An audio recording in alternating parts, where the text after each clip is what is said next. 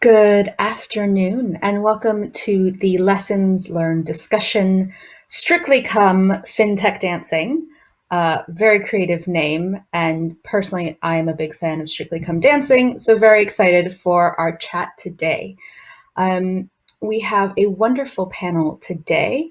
Rita Martins, who is the Fintech Partnerships lead, Innovation, Finance, and Risk at Hsbc, Georgi Sokolov, who's the co-founder at Wirex, Christophe Langlois, who is the global marketing lead and of fintech and developer ecosystem at fusionfabric.cloud, Finastra, and Andy Pigott, director of lending products at Metro Bank. Thank you so much for joining us today. I'm going to give you just a brief chance to tell us a bit more about yourself and the work that you're doing right now. Rita, why don't we start with you? Perfect. Thanks, Nina. So nice. Thank you for having me, everyone. So I'm Rita Martins. I'm the Fintechs Partnerships lead for Finance and Risk at Hsbc. What does that mean? Anything from scouting to relationships managers to introducing the fintechs to the right SMEs within the bank and helping them with all the onboarding and POCs. Good to be here. Wonderful. Wonderful to have you here. Georgie, what about yourself? Hello, everyone. I'm Georgi or Georgi, whichever way you find it easier pronouncing, and I'm a co-founder at Wirex, and I deal with key partnerships with pretty much all things commercial. Wonderful. Thank you for being here with us today. Next, we have Christophe. Would you like to tell us a bit about yourself and Finastra? Sure. Bonjour à tous. Christophe Langlois. I've been in the fintech industry since the early 2000s, and I'm at Finastra. What I do there, I'm the global marketing lead for our fintech and developer ecosystem. A few years back, Finastra made a commitment to lead the platformification of banking, and we've got an open platform called fusionfabric.cloud, and I'd be more than happy to tell you more during the conversation. A pleasure to be here Wonderful. Today. Thank you for being with us. And last but certainly not least, Andy, welcome. Why don't you tell us a bit about yourself and Metro Bank? Thanks very much, Nina, and good afternoon, everyone. So I'm Director of Lending Products at Metro Bank. It means I look after our mortgages, loan and credit and debit card products for both personal and business customers. And at Metro Bank, we've been partnering with a number of fintechs over the last couple of years or so. So looking forward to talking about some of our experiences with that. Wonderful. Well, thank you all for being with us this afternoon. I'm looking forward to a very riveting, exciting panel discussion.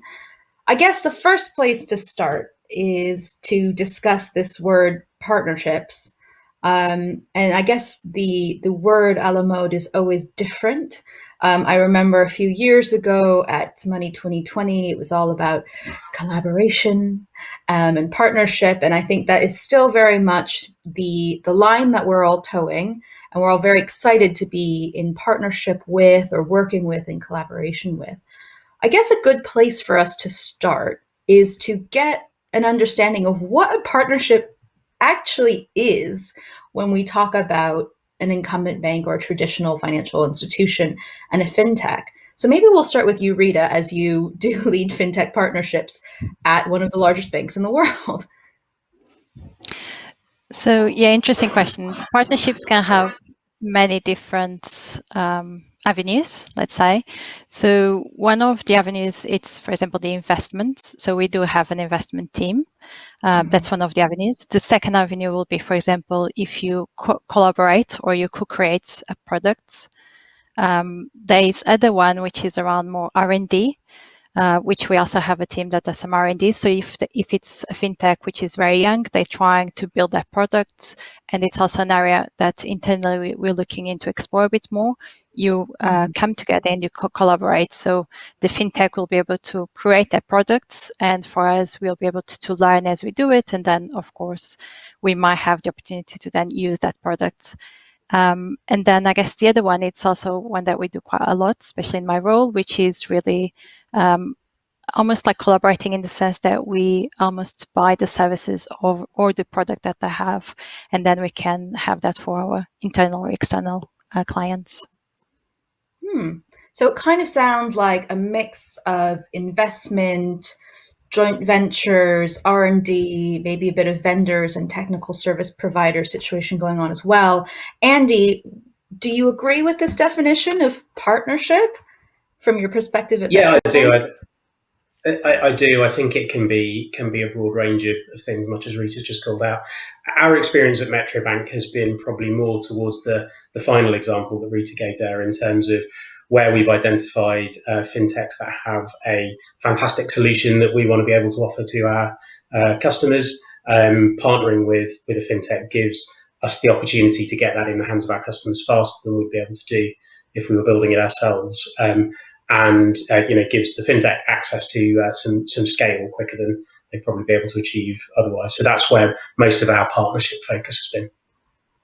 Okay. And I saw, Christoph, you were nodding along just then. It seems perhaps you also agree with this definition here. I'm curious, from your perspective sitting at Finastra and the suite of services and products that you provide, would you agree with this definition of partnership? Yes, I would. And like my fellow speaker said, there's many facets to a partnership, and especially a successful partnership. But yes, I would agree. We also, as Finastra, partner with fintechs. So we've got app producers producing apps, so value on our platform. That could be banks themselves, that could be also fintechs. So we're also very keen to work together, hand in hand, to identify the right use case or use cases, and to identify the right solution to meet a specific need through the value chain in the 5 line of business we're working with and for our clients. So it's all about collaboration, as you said. It's all about partnership. But of course, we're not a bank. So I used to work in innovation at a bank years ago. And the notion of partnership and successful partnership has, again, probably another meaning as well, depending on the level of integration and the level of engagement between the fintech and the bank. Because we also mentioned that could be also like investing in a fintech or potentially buying a fintech and then having to integrate the fintech within your own banking systems and also tap into that culture. So again, that's another level of integration and partnership. Absolutely. And we'll double click on that later on the conversation. I'm trying to make double click the new thing. We're going to deep dive into that. We're going to double click on that later. But Georgie, I also wanted to ask, from your perspective with WireX, a lot of what you do is potentially very different, like next level innovation for a lot of banks and traditional financial institutions. So this idea of co-creation, is that something that you think of a lot when you talk about partnerships in the space that you're working in? Yes, certainly. And think the fact that, like you rightly noticed, that it's probably the next generation of things to come. And Yes. hopefully for that reason, we are not seen by banks as competitors, but rather as partners or potential partners. And yeah, there are several aspects to it. So to us, a partnership could be anything. In the context of partnership with the bank, it could be anything from just having an operational account with a bank, or having a safeguarding settlement account, something like that. Or if we go deepest as we can, is when we actually integrate a bank service via API and say provide IBANs to our customers, things like that, or cards, etc. Right. I don't think we have yet reached the stage where banks would seriously consider adding our service to their offerings to clients, mostly probably because it's still a bit too early for the exact reason that you mentioned. So most of the banks just don't yet have the appetite for it, or maybe they just haven't looked into it close enough. But going forward, I think this is a very, very possible avenue, because for a bank to add a set of cryptocurrency blockchain related services is arguably not something they would be interested or potentially something that would be logical for them to engage in directly. So integrating something like what we do, giving the bank customers, as this space becomes more and more mainstream, giving them access to these new tools and features. I think a few years down the line, we might be seeing something like that happening. There's hope for us yet. Well, that's good to hear. I think, Christoph, you rightly said there's partnerships, and what we've all said here is a quite broad definition of partnership, if I may be so bold to say. But I think you make a very good distinction in separating a partnership from a successful partnership. And those can have different flavors. So, Rita, you mentioned it could be anything from investment to co-creation to a vendor relationship. I'm very curious, and I would like to hear from every one of our panelists on this. What is a successful partnership, and can you name one for us today? So, Rita, maybe I'll start with you, because I actually know a few, one of my former employers, that you're currently in the midst of, but I'll let you share what a successful fintech bank partnership is. Yeah, so it does depend also what type of partnerships are we talking about. So the investment partnership will be very different than a product partnership. I think the main things that they do have in common is that both parties are benefiting. And that both parties have the same goals, both parties have the same missions. That's one, I guess, of the problems that sometimes partnerships, although they are successful in the beginning, then afterwards they become a bit unsuccessful. So, for example, we had cases in which it was a very successful partnership. We have brought the product and the services of the fintech, but then the fintech was bought by a bigger company, and they have decided to demise the product we have. So their mission and their goal changed slightly from what we have agreed in the beginning, and that meant that in the end it wasn't successful for both parties. So I think it's interesting because Fintech's partnership is not so much about technology, but it's about the people, and it's about having the same goals and the same mindset and the same mission.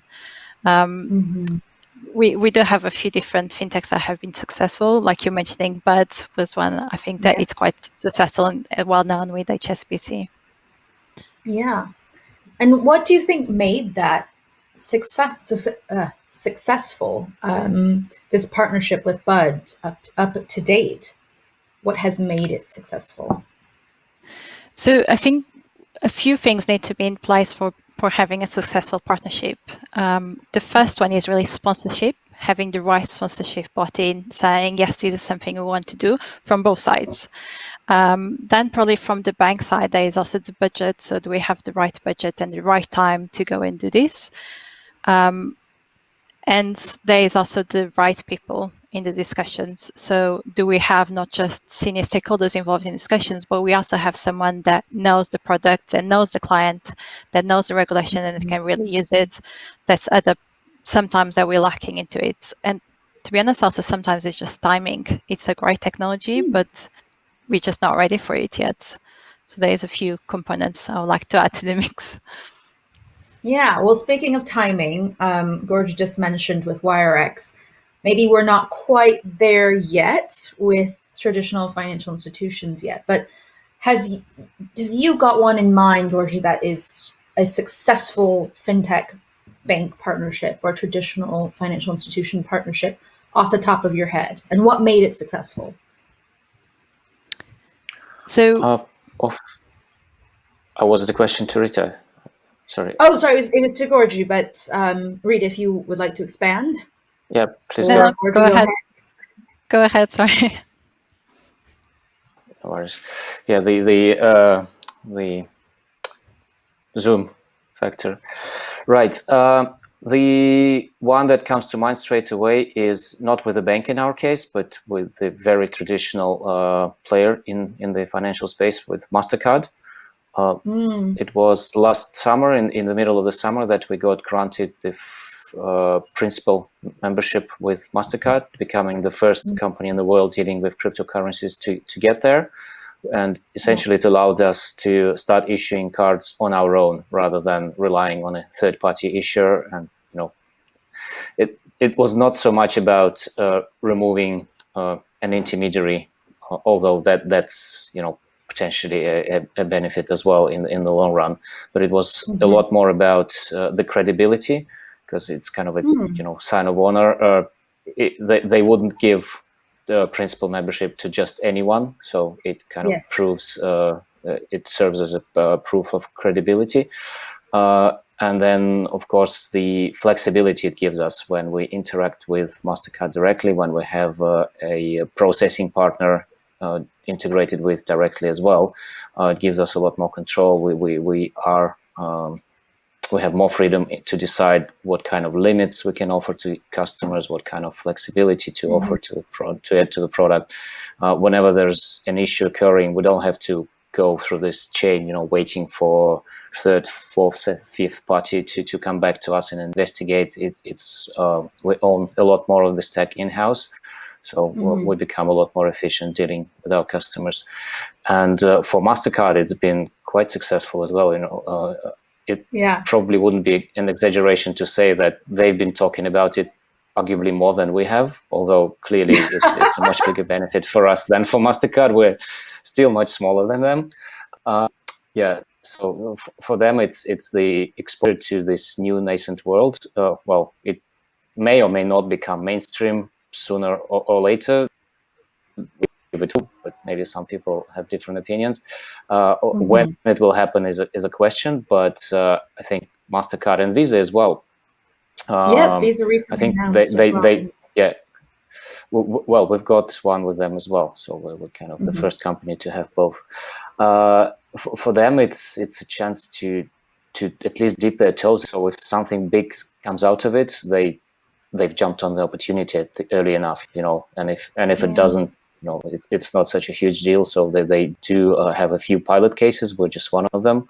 And hopefully, this is going to develop. So far, both sides have been extremely happy with it. We've been even getting some questions from MasterCard saying, well, you guys were projecting this, you're doing a lot more than that. What should we expect next? So they're kind of happily cautious about it. That's really great to hear. Full disclosure, I remember working at MasterCard and the initial conversations around remind me what a blockchain is. So it's really great to see how far we've come since then. I'm curious if you could expand just for a moment on what do you think? I mean, you did mention they've been really pleased with the outcome and definitely shouting about it. But what do you think made that partnership successful? Because I think for the schemes to put themselves on the line and kind of take this risk, jumping into this space was a bit of a leap of faith for them. As you mentioned, maybe banks are not quite ready to do that yet. So what do you think made that a successful partnership, and what drove them to say, you know what, we're going to make WireX a principal member of the MasterCard scheme? So they certainly didn't just jump into it with anyone out there. We've been a regulated licensed company since middle of 2018, even though we were not required to, but we just did the conscious choice to go that difficult way. And it's not made the path easier, but hopefully it's making the path more sustainable in the long term, right? And the MasterCard partnership certainly wouldn't have been possible without it, as well as getting licenses in other regions, and we were going to pursue on that path in the future as well. So there was probably a bit of a leap of faith, but they did extensive due diligence of all our processes, in addition to kind of the proof of proper processes being in place.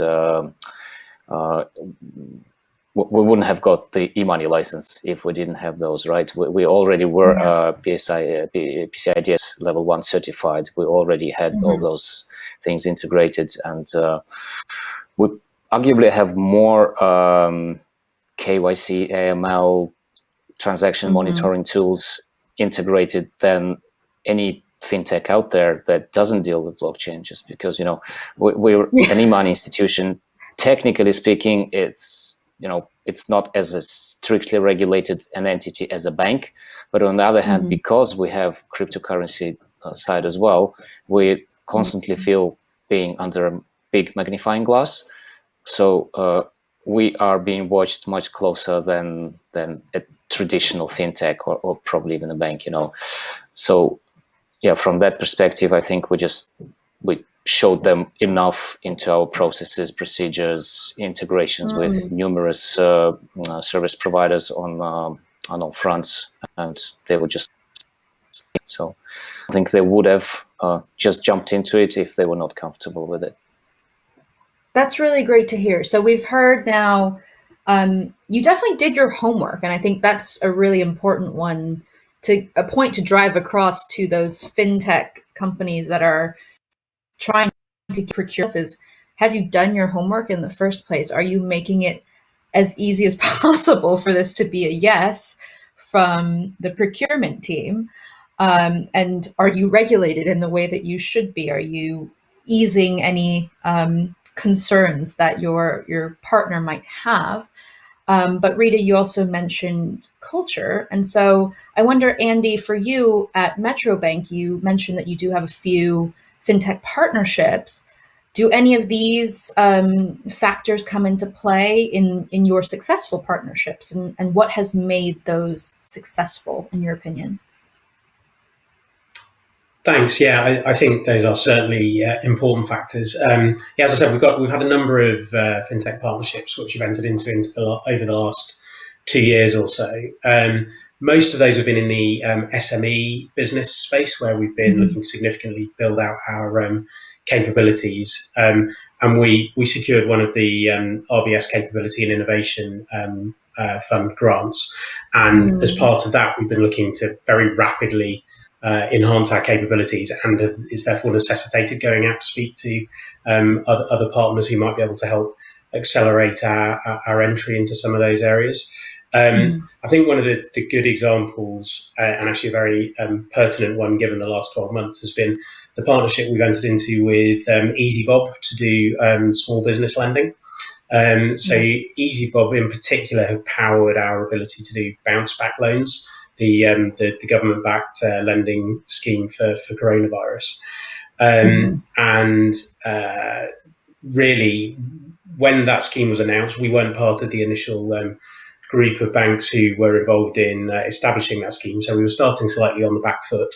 We knew we needed to get a digital lending process out quickly, and we didn't have one. We didn't have a digital lending capability at that time. But we knew, given the scale of demand that we were going to see for bounce back loans, that we needed a digital automated process. So having spoken to a number of potential vendors in the market at that stage, we selected EasyBob as the right partner to take forward on that, and it's been really successful. Yeah, obviously there are challenges along the way with any implementation, but we've managed to put bounce back loans in the hands of nearly 40,000 customers, and put nearly £1.5 billion worth of loans on our balance sheet, which for a bank the scale of Metro is really significant. Obviously, if you're HSBC, that number probably doesn't sound so massive, but for us, that's really significant. I think some of the reasons that has been so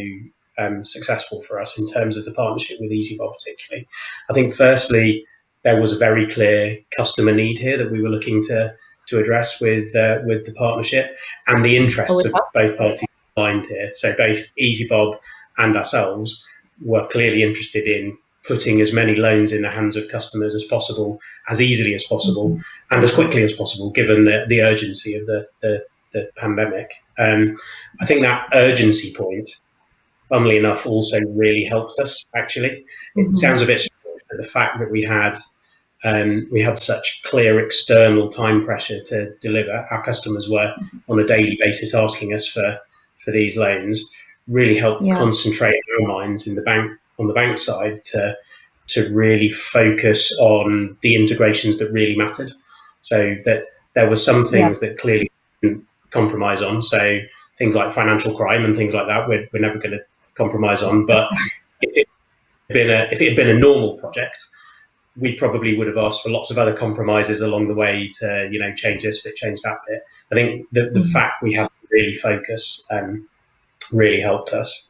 And then finally, we talked a little bit about procurement processes already.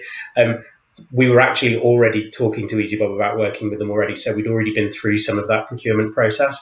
We'd already done our due diligence on them. They'd already answered a lot of our questions, and that massively helped because, I'm sure we'll come to talk about it more, but that I think can be a real barrier to getting these partnerships to work. But we've got a long way down the road on it already in that partnership.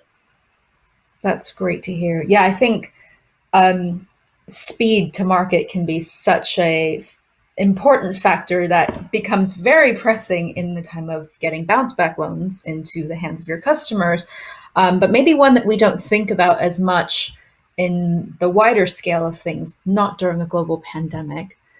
Perhaps coming full circle back to you, Christophe, you were the one that brought up a successful partnership, and now you've kind of seen it from both sides. I'm curious, for you, what does make a successful partnership? And you talked a bit about how you do approach it from a co-creation lens sometimes at Finastra. I'm curious if that is very helpful in making successful partnerships.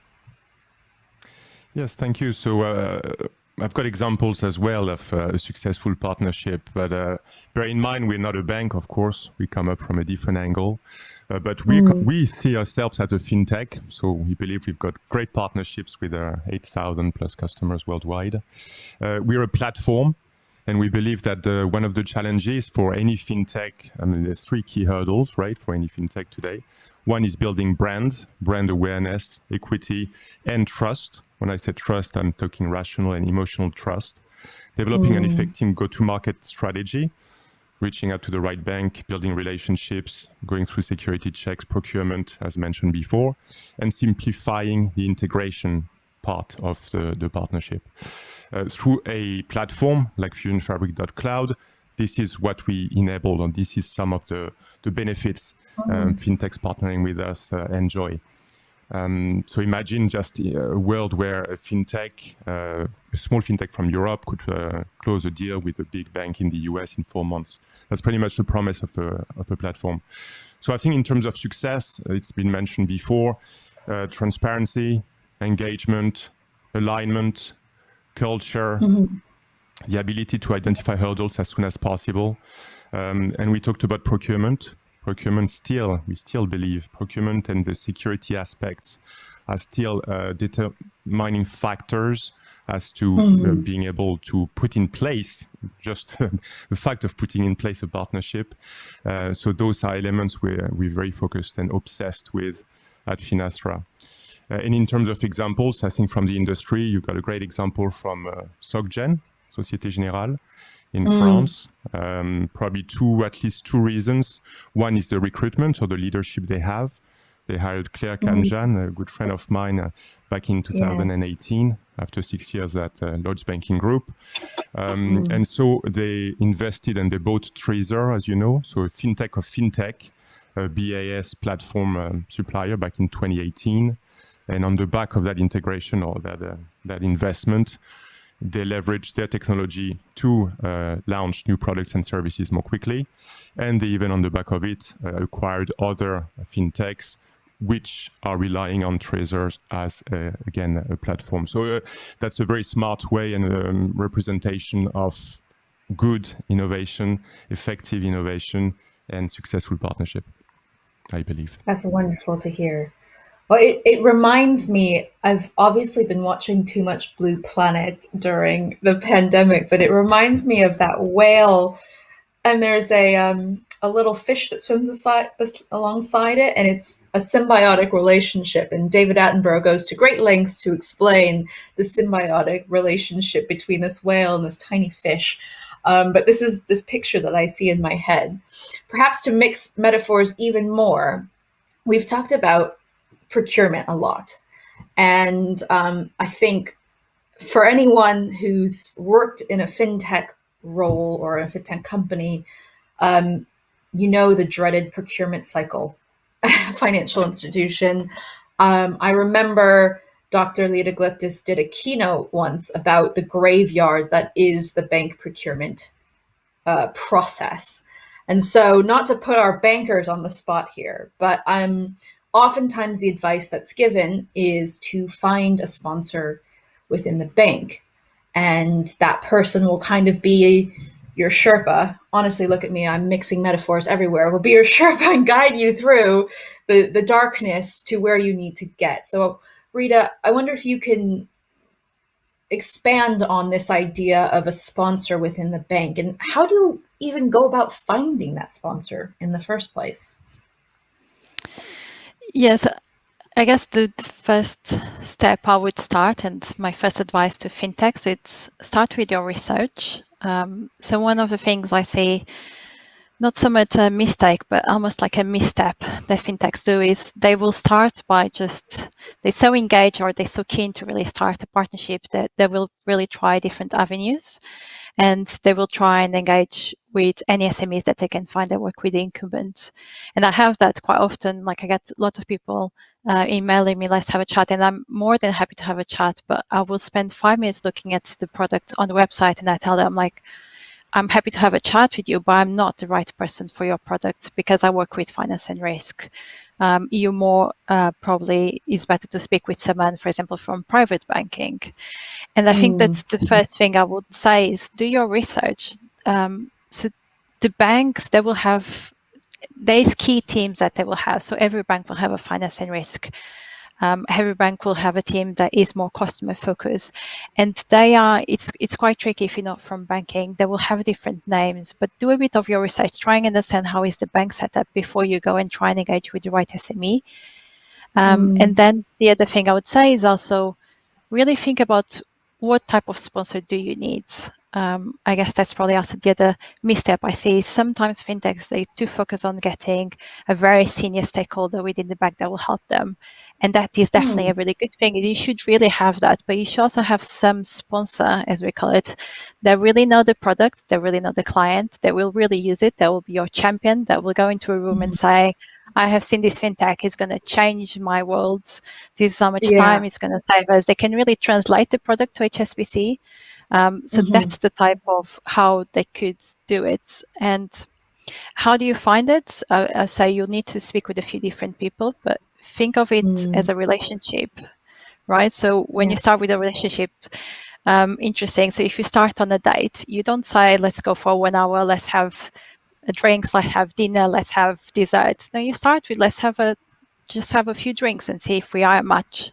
So start with that. Start with, especially nowadays with the Zoom, there's not that much time that we have. So start doing your research, identifying what you want, and then go and build that relationship. You will know, I guess, once you find your sponsor, you will see that person is really interested in your product. They will ask you lots of questions, and then try and create a relationship. It's really about the people side. That'll be my key points. And then on the procurement side, they will help you with that. But the reality is, procurement is something that we still need to work on as industry. I think we have been working much more into trying and streamline a bit our processes. So we have, for example, within our bank, we have some sandboxes that we can use, that we can connect to API, but there's still a lot of different regulations and still a lot of compliance and controls that we need to go through. And that is just something that will not just disappear tomorrow. So also be prepared a bit to go through that procurement. Ask your sponsor what do they need help with. Like it was discussed here before, if you have done your homework and if you have already all the regulation discussions and so on, that's so helpful for us. Because then we can show that you already have all the credentials. If you have worked with other banks, you also know what are the different things that you need. So just get help from your sponsor, but also just be aware that, fortunately, that is something that I think we as industry still needs to work on. That's super, super great advice, which feels very obvious. Like, do your research, do your homework to start off. Andy, maybe from your perspective, I wonder if you've ever been the sponsor. Have you been the Sherpa guiding EasyBob, for example, through the procurement process, and what is it like to translate for them what they're about to see on the other side once they're in the realm of Metro Bank? Yeah, I think that's EasyBob is a really good example of that having worked well with us. I think overall, when I think about fintechs trying to get a sponsor within a bank, I'd probably divide it into two parts of the journey. First is sort of getting that introductory meeting, and then the second is actually making the partnership a success when you agree to work with someone. So I think in terms of getting that introductory meeting, it's certainly helpful to get your foot in the door, to have that initial conversation if you have some sort of personal relationship there.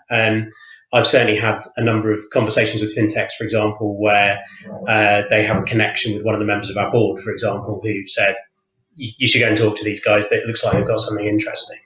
One of the routes to do that I've seen work reasonably well is where fintechs have sort of partnered with an ambassador. So someone who is well connected within the industry, knows people who sit on bank boards, for example. I don't know the nature of those relationships, whether those people are paid or whether they just have a strong interest in the area that the fintech's operating in. But that I think can help get your foot in the door, and is going to be more effective, frankly, than a random approach on LinkedIn, because I think, as Rita was alluding to, people will be getting lots and lots of those, and you have to be very lucky to get the right person on the right day to be specifically interested in your proposition for that to go anywhere. But again, I would say that is really only getting your foot in the door. No board member worth their salt is going to say, you must work with these people because I've heard from my mate that they're quite good. They're not going to do that. They are probably going to say it's worth talking to them. But there is still, obviously a really strong emphasis on being clear what your value proposition is, what you can offer the bank, and more importantly, its customers, why you're different from what else is out there. And again, once you've agreed to work with the bank, it is still really important to secure a sponsor on an ongoing basis at the exec level, probably. And the reason that's so important is there are going to be inevitably lots of difficult conversations internally within the bank, and you do need someone, yes, keeping this partnership top of mind, but also fighting the corner for it when if you're having difficult conversations with other exec members who have potentially valid concerns about the approach that's being taken. You do need someone to fight that corner. I don't think finding that person to fight the corner is easy to do from the outside, or before you start working with someone. I think that's something that needs to come. Mm-hmm. You need to assess that once you've started that initial conversation with people within a bank. Yeah, absolutely. What we all need is a fairy godmother like Liz Lumley to introduce us to all the relevant people inside the banks. So we're running short on time, but I did want to give a chance to ask something perhaps a bit controversial to Georgi and Christoph around the fact that I would like to say that fintech is still very much a cool industry, and fintech is booming, and we see a lot of funding moving over into fintech around the world. So it kind of begs the question, it used to be before fintech companies were very much coming and like, please work with us. We'll give it to you for free, that sort of thing, or just anything to get their foot in the door. And I wonder if you think that fintech has matured to the point now where actually a fintech company can say, we don't need that, and we can walk away from this partnership, or actually this is of no interest for us. So maybe, Christoph, we'll start with you and then end with a bang with Georgi before we end. Okay, so first I wanted to say, to be successful in go-to-market, you need a fairy godmother like Liz, or you need to work with a platform supplier provider like us. Yes, today I think, of course, the market has changed. Of course, there's a number of elements which made the appeal for fintechs probably higher than ever. Regulatory, so a number of compelling events, time-bound ones. So I feel like today, based on our experience working with fintechs on a daily basis, fintechs are more picky indeed. You also have two types of fintechs. You've got, of course, the B2C one, so trying to create some brand equity and go direct and build their own brand, if you wish, directly, and or the B2B2C or the B2B ones. And of course, they're all different in terms of level of appetite from a partnership with a bank. But I'd say yes, overall, fintechs need anyway to be more focused. They can't afford actually to diversify too much. So we see that, but we still see again a difference at the bank level, I feel. Because I used to be in innovation 2007 and 8, which has nothing to do with innovation today. And at the time, that was very much like, again, let's experiment, like the cool guys, as you said, the tech and stuff. And now it's much more, again, use case focused, more business-led. So I think it became much more sophisticated, the way banks are working with fintechs, which again, by default, that makes it easy, possible or impossible for certain fintech to explore. It's more the market, if you wish, like as much as the fintech almost dictating, I believe, the level of appetite or in terms of partnership. Fascinating. Well, last but certainly not least, I'm going to pick up Rita's metaphor about dating and like a relationship. Georgie, do you ever feel that you're in the position now to say, you know what? I don't feel the chemistry here. You don't know anything about NFTs. We don't want to talk to you anymore. Do you feel more empowered to walk away from an institutional relationship these days? Well, probably for NFTs, we don't know enough yet. It's kind of the next generation. We're kind of a next generation of fintech, and then NFTs is yet another one. So yeah, you just never stop. Fair enough. Just never stop moving. Yeah. We still do occasionally find ourselves in a position where we have to, well, not necessarily beg, but just kind of take it or leave it, and just take it if we really need it. But it's certainly improved over these years of the journey since what we started in 2014-15. Back then, it was pretty much impossible to even get a basic bank account. We would have to explicitly, not tell anyone we're touching cryptocurrencies, and just somehow find a way around. These days, it's becoming easier for sure, and although we still don't have the luxury of, picking between any tier 1 bank that we want to work with. And I'm not talking on the selling something to them side. I'm talking more about, using their services. On selling something to them, that's probably the next stage or stage after next.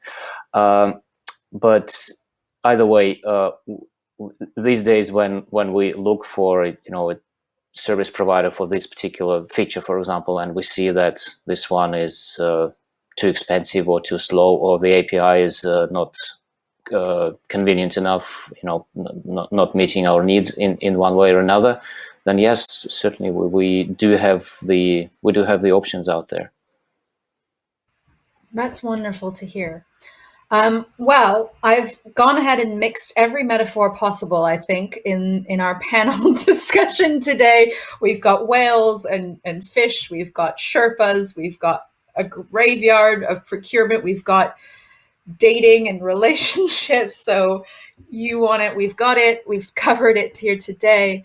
I want to thank my panelists so much for taking the time to join us this afternoon. It was a super interesting conversation.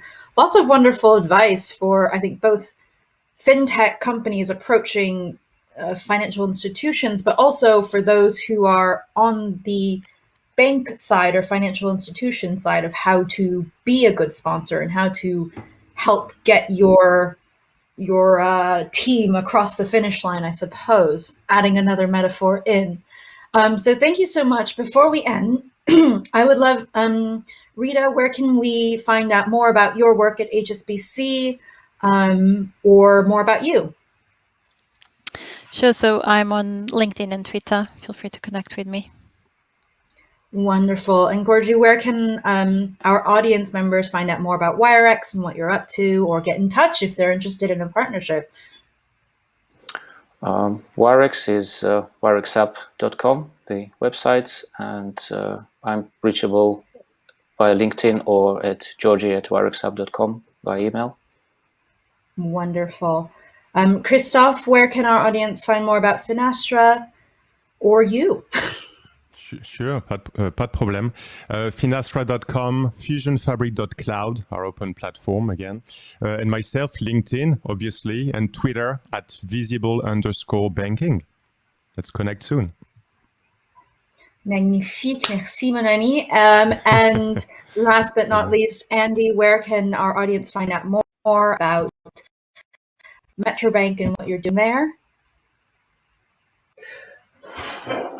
My apologies, my connection went down a little bit then, right at the end there. But so Metro Bank is obviously on our website and on all the social channels, and personally I am on LinkedIn as well.